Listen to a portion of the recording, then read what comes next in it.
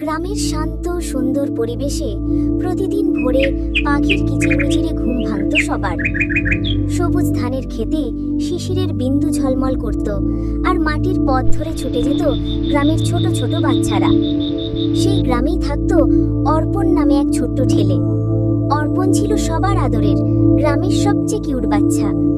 তার হাসি দেখলেই সবার মন ভালো হয়ে যেত। কিন্তু অর্পণ শুধু মিষ্টি হাসির জন্যই নয়, তার সাহসের জন্য গ্রামের গর্ব ছিল। একদিন হঠাৎ গ্রামে দুর্দশা নেমে এলো। বৃষ্টি বন্ধ হয়ে গেল, ক্ষেত শুকিয়ে গেল, পুকুরের পানি কমে গেল। গ্রামের মানুষ চিন্তায় পড়ে গেল। খাওয়া, পানি, পশু সবকিছুই সমস্যায় পড়ল। সবাই দুঃখে ভেঙে পড়েছিল, কিন্তু অর্পণ হার মানল না। ছোট্ট হলেও সে সবার মনোবল বাড়ানোর চেষ্টা করল। সে বলল, যদি আমরা সবাই মিলে কাজ করি তবে আবার সবুজ হবে আমাদের গ্রাম। অর্পণ প্রতিদিন সকালে বাচ্চাদের নিয়ে গাছের চারা গাছ লাগাতে শুরু করলো। পুকুরে পানি জমাতে বাঁশ দিয়ে ছোট ছোট বাঁধ তৈরি করলো। তার দেখা দেখি বড়রাও কাজে নেমে পড়ল।